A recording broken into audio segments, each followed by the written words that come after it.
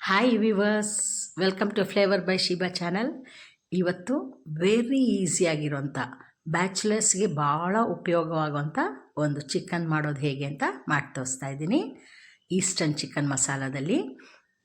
ನನ್ನ ಚಾನಲ್ನ ಯಾರು ಇನ್ನೂ ಸಬ್ಸ್ಕ್ರೈಬ್ ಮಾಡ್ಕೊಂಡಿಲ್ಲ ಅವ್ರು ದಯವಿಟ್ಟು ಮಾಡ್ಕೊಳ್ಳಿ. ಹಾಗೆ ಡೈಲಿ ನನ್ನ ವೀಡಿಯೋಸ್ನ ವಾಚ್ ಮಾಡಿ, ಜೊತೆಗೆ ಒಂದು ಲೈಕ್ ಕೊಡಿ, ಶೇರ್ ಕೂಡ ಮಾಡಿ. ಇದು ಹೇಗೆ ಮಾಡೋದು ಅಂತ ಮಾಡಿ ತೋರಿಸ್ತಿದ್ದೀನಿ. ತುಂಬ ಈಸಿ. ರೈಸ್ ಜೊತೆಗೆ ಚಪಾತಿ, ಪೂರಿ, ಪರೋಟ ಯಾವುದ್ರ ಜೊತೆಗೆ ಬೇಕೋ ತಿನ್ಬೋದು. ಭಾಳ ರುಚಿಯಾಗಿರುತ್ತೆ. ಚಿಕನ್ನ ಒಂದು ಅರ್ಧ ಕೆ.ಜಿ ಚಿಕನ್ ತೊಗೊಂಡಿದ್ದೀನಿ. ಅದನ್ನ ಚೆಂದ ವಾಶ್ ಮಾಡಿಬಿಟ್ಟು, ಸ್ಕಿನ್ ಇದ್ದರೂ ಪರವಾಗಿಲ್ಲ, ಇಲ್ಲದೆ ಹೋದ್ರೂ ತೊಂದರೆ ಇಲ್ಲ, ಅದನ್ನ ವಾಶ್ ಮಾಡಿ ರೆಡಿ ಮಾಡಿ ಇಟ್ಕೊಳ್ಳಿ. ಈಗ ಒಂದು ಬಾಣಲಿ ಇಡಿ. ಬಾಣಲಿಗೆ ಸ್ವಲ್ಪ ಎಣ್ಣೆ ಹಾಕಿ, ಎಣ್ಣೆ ಬಿಸಿ ಆಗಲಿ.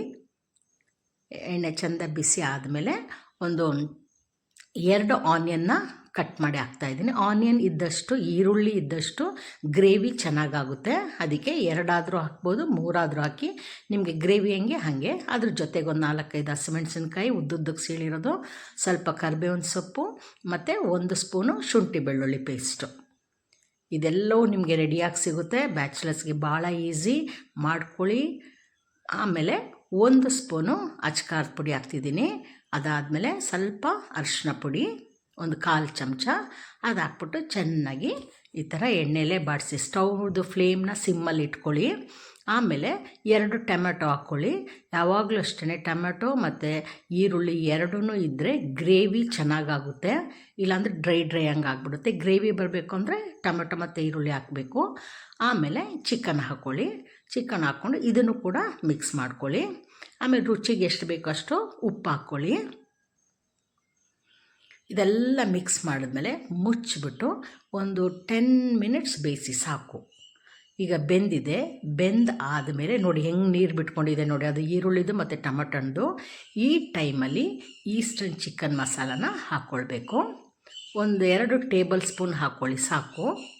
ಅರ್ಧ ಕೆ.ಜಿಗೆ ಹಾಕ್ಬಿಟ್ಟು ಮಿಕ್ಸ್ ಮಾಡಿ. ಫಸ್ಟೇ ಹಾಕ್ಬಿಡ್ಬಾರ್ದು, ಅದ್ರ ಫ್ಲೇವರೆಲ್ಲ ಹೊಟ್ಟೋಗುತ್ತೆ. ಹಾಗಾಗಿ ಚಿಕನ್ ಬೆಂದಾದ ಮೇಲೆ ಇಳಿಸುವಂಥ ಟೈಮಲ್ಲಿ ಆ ಪೌಡ್ರನ್ನ ಹಾಕಬೇಕು. ಹಾಕಿಬಿಟ್ಟು ಕೊತ್ತಂಬರಿ ಸೊಪ್ಪು ಹಾಕಿ ಮಿಕ್ಸ್ ಮಾಡ್ಕೊಳ್ಳಿ. ಮಿಕ್ಸ್ ಮಾಡಿಕೊಂಡು ರೈಸ್ ಜೊತೆಗೆ ಚಪಾತಿ, ಪೂರಿ, ಪರೋಟ ಜೊತೆಗೆಲ್ಲ ತಿಂದರೆ ಅಷ್ಟು ಟೇಸ್ಟಿಯಾಗಿರುತ್ತೆ. ಒಂದು ಸಲ ನೀವು ಟ್ರೈ ಮಾಡಿ. ಆಮೇಲೆ ಭಾಳ ಬೇಗ ಆಗುತ್ತೆ. ಎಲ್ಲಾದರೂ ಹೋಗಿ ಬಂದಾಗ ಏನಾದರೂ ಅಡುಗೆ ಮಾಡಿ ಬೇಗ ತಿನ್ನಬೇಕು ಅಂತ ಸಮಯ ಇಲ್ಲದೆ ಇರೋ ಟೈಮಲ್ಲಿ ಇಂಥದ್ದನ್ನ ಮಾಡ್ಕೊಳ್ಳಿ. ಬಾಯಿಗೆ ರುಚಿನೂ ಆಗುತ್ತೆ, ಕೆಲಸನೂ ಕಡಿಮೆ ಆಗುತ್ತೆ, ಬೇಗನೂ ಆಗುತ್ತೆ. ನೆಕ್ಸ್ಟ್ ವೀಡಿಯೋದಲ್ಲಿ ನಮಗೆ ಮೀಟ್ ಮಾಡೋಣ. ಅಲ್ಲಿವರೆಗೂ take care, bye, thank you.